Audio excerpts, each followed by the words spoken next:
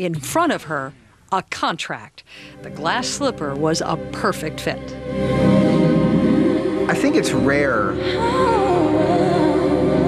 that an artist's first single is one of their still best loved after 15 years.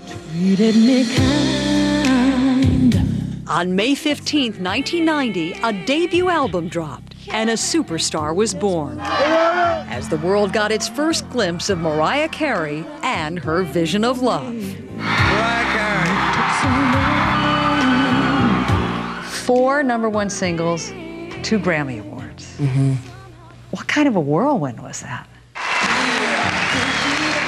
I just wanted to hear my songs on the radio. To me, that would be success. When I was at the Grammys, then I was like, whoa, I'm accepting this award, but it doesn't seem real. I'd just like to thank God for the blessings that have brought me here. Thank Tommy Mottola for believing in me from the beginning and helping me so incredibly much. It's the typical kind of ingenue Svengali dynamic where he immediately falls madly in love with her. Only problem with that is that he was in a 20-year marriage at that point with kids, so he promptly left his wife of 20 years, essentially, to be with Mariah. 1 year later, album #2. Once Mottola discovered her, I mean, the machine took over. And the winner is? The #1 pop artist of the year, Mariah Carey. The 90s were her decade. And 1993 was the year where it all started for her. I mean, she went on an incredible tear after that. On September 17th, 1993, Mariah's 4th album in just 3 years arrived in stores. With the help of 2 #1 singles, Music Box would sell 10 million copies. 1993 was not only a watershed year professionally, unbelievable, but personally as well. 3 months before the record's release, pop's reigning princess married her musical mentor.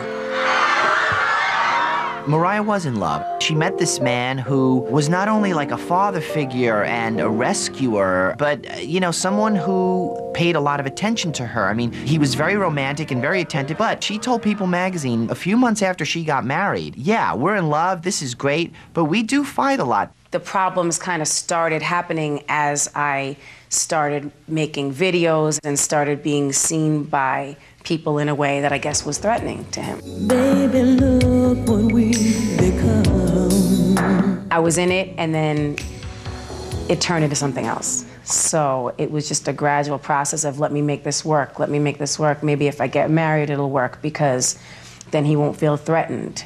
Coming up, an emancipated Mariah talks candidly about the fractured fairy tale.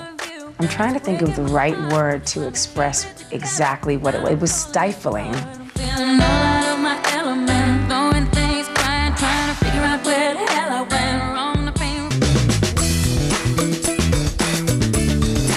Welcome back to People in the News. Mariah Carey dominated the 90s. Hit followed hit. She was the all-American girl leading a very charmed life. But as the 90s progressed, Mariah's glittering world began to lose its luster. Baby, come and get it, let me give you what you need. The definition of emancipation is freeing someone from the control of another. It's one of the definitions. I actually list the definitions on the album packaging on the inside, so it's funny that you should say that. But the subtext of that, of course, takes you straight to Tommy Mottola. Right. How trapped did you feel by that relationship? We don't have enough time in this interview. I'll give you all the time you want, Mariah. Here we go now. Here we go now. Mariah! Mariah! On June 5th, 1993, pop's most bankable superstar, Mariah Carey, married Sony Music president Thomas D. Mottola. She was 23. He was 45. It seemed like one sweet day. There were so many stars. I mean, I sat at a table with Barbra Streisand. The wedding itself was modeled after Charles and Diana. Mariah had this ridiculous